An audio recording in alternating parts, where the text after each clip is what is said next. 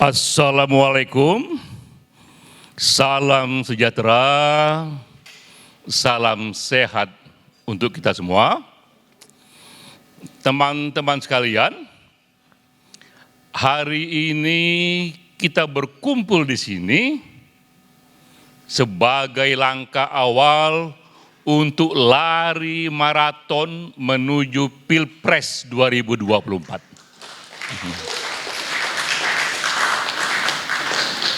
Insya Allah, sekali lagi LSI terlibat dan ikut memenangkan presiden berikutnya Indonesia di tahun 2024. Saya mulai dulu dengan puisi Khalil Gibran. Ini puisi Khalil Gibran, judulnya Kasihan Sebuah Bangsa. Salah satu kutipannya mengatakan, kasihan sebuah bangsa yang menyambut pemimpin barunya dengan trompet kemenangan, namun melepasnya dengan caci maki. Jadi betapa kasihannya sebuah negara ketika datang presiden baru, ia dipuja-puji, namun di akhir jabatan ia tak hanya dicaci maki, bahkan juga ia dijatuhkan. Khalil Gibran menulis ini di tahun 1912, bahkan Indonesia belum merdeka, tapi kita tahu sejarah presiden Indonesia itu mengalami situasi yang sama. Kita melihat 6 dari 7 presiden kita ketika ia datang ke kekuasaan disambut dengan trompet kemenangan, di ujung kekuasaan ia dihujat dan diturunkan. Kita ingat Bung Karno. Bung Karno adalah bapak proklamator Indonesia, ia pahlawan kita di tahun 45, tapi tahun 66 ramai-ramai ia dijatuhkan. 66 muncul Pak Harto. Ia pun dipuja, lalu kemudian disebut Bapak Pembangunan, tapi tahun 98 kembali ramai-ramai ia dijatuhkan. Lalu muncul Habibie di tahun 98, walaupun ia sebentar, tapi ia dianggap bapak yang meletakkan politik reformasi, tapi apa yang terjadi tahun 1999, pertanggungjawabannya pun ditolak oleh MPR. Jadi kita lihat di ujung kekuasaan mereka dijatuhkan. Datanglah Gus Dur. Gus Dur dianggap ini pemimpin sipil, seorang tokoh intelektual, ia disambut sebagai seorang presiden baru mewakili civil society, dipuja-puji. Apa yang terjadi kemudian? Ia pun kemudian dijatuhkan. Lalu muncul Megawati, ini dianggap presiden pertama Indonesia. Ia dipuja-puji, namun ketika ia ikut Pilpres yang sebenarnya, ia pun dikalahkan. Muncul SBY. SBY presiden berikutnya, terpilih di tahun 2024, terpilih kembali tahun 2009, dan apa yang terjadi di ujung kekuasaannya, kembali kita lihat partainya merosot minta ampun. Di tahun 2009 Demokrat mendapatkan 20%, tapi di akhir jabatannya tinggal 11% saja. Jadi kita lihat 6 dari presiden kita, di awalnya ia dipuja-puji, dibunyikan trompet kemenangan, di ujungnya mereka dihujat atau ditinggalkan. Sekarang tinggal Jokowi, presiden ke-7 pun ketika ia dipilih dengan pujian, dianggap ini presiden dekat dengan rakyat, dengan gaya belusukannya, dan kita belum tahu ujungnya karena ia belum selesai. Walaupun Khalil Gibran membuat puisi itu 1912, 33 tahun sebelum kita merdeka, namun kita pun prihatin melihat bangsa kita pun mengalami hal yang sama, bahwa pemimpin kita semuanya di awalnya disambut dengan trompet kemenangan, di ujungnya mereka dicaci, bahkan dijatuhkan, dan kita pun masuk dalam definisi yang oleh Khalil Gibran disebut bangsa yang kasihan. Oleh karena itu, tahun 2024, kita berupaya akan ikut mendampingi, memilih calon presiden yang jika bisa di awalnya ia disambut dengan trompet kemenangan, tapi di ujungnya nanti juga ia pun diantar juga dengan tepuk tangan.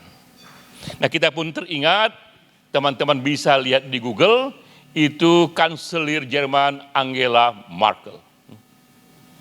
Di akhir jabatannya, dan itu yang mengharukan, di tahun 2001 bulan Desember, ia turun dari tahta. Setelah 16 tahun terpilih lagi, apa yang terjadi pada masyarakat Jerman? Kita lihat suasana yang mengharukan, populasi di Jerman pada momentum yang sama, di hari yang sama, mereka berdiri tepuk tangan untuk Angela Merkel. Yang di kantor, di rumah, di jalan-jalan, pada momen yang sama, menit yang sama sudah diatur, semua berdiri, bertepuk tangan untuk melepas kepergian Perdana Menterinya. Nah, inilah contoh seorang pemimpin yang datang dengan tepuk tangan dan pergi juga dengan tepuk tangan.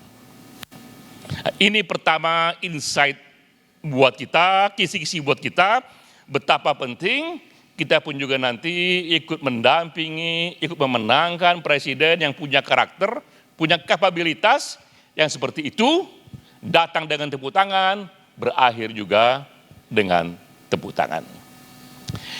Sudah digariskan bahwa Pilpres berikutnya pada bulan Februari 2024.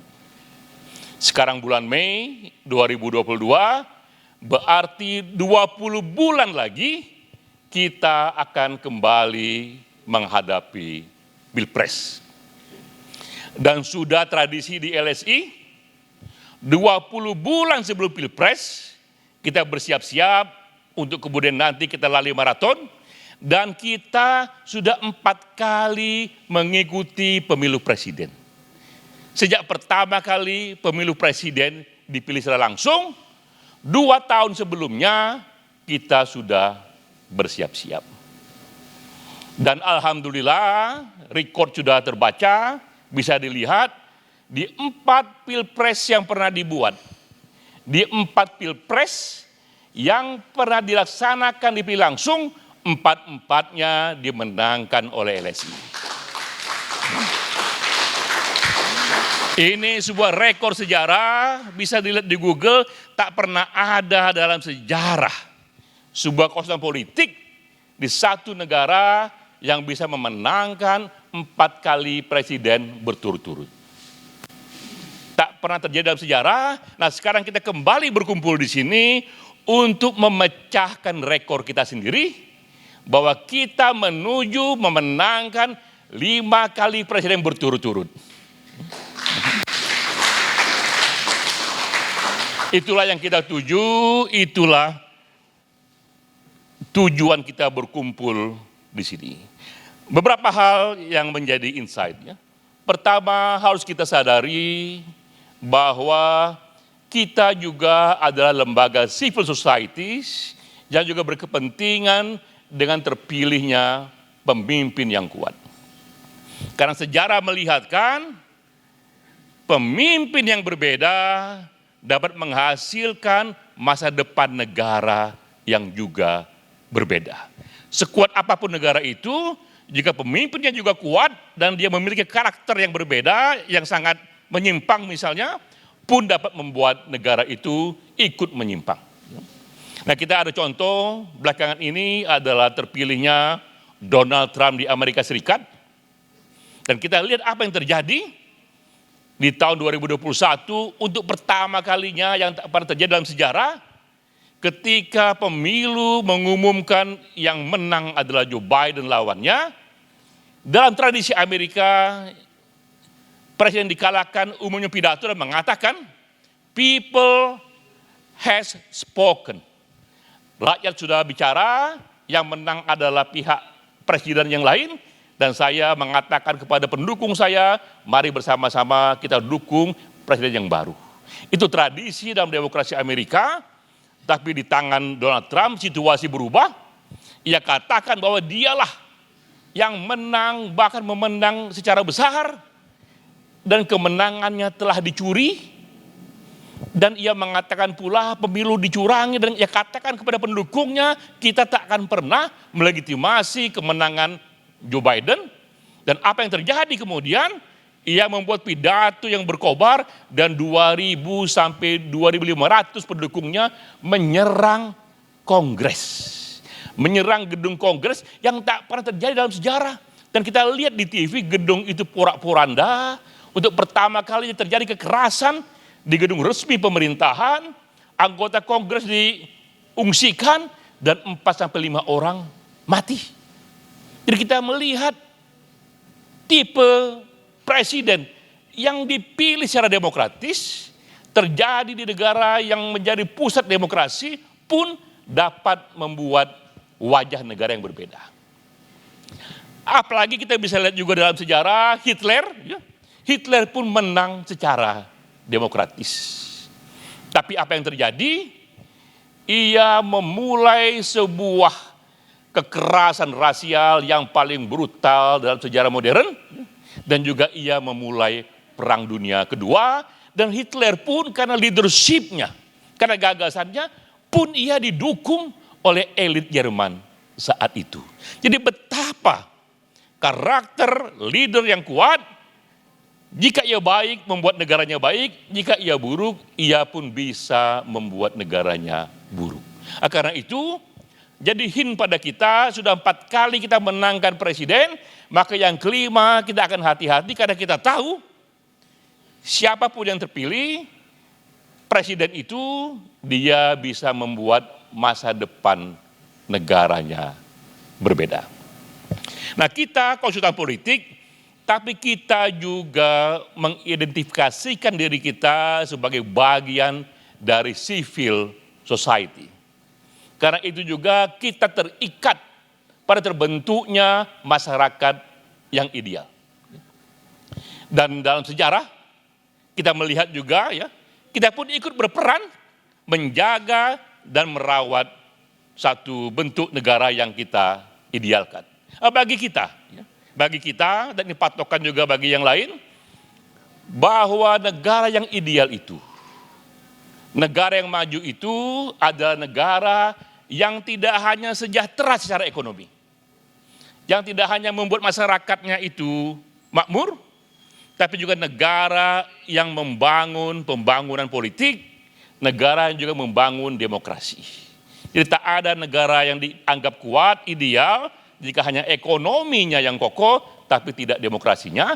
Karena itu bagi kita, terselenggaranya pemilu yang terjadwal, tidak ditunda, itu menjadi harga mati yang ikut kita perjuangkan. Nah teman-teman ingat, LSI 2 bulan lalu hingga sebulan lalu, ikut bersama civil societies, melawan apa yang kita bisa, gerakan yang ingin menunda pemilu.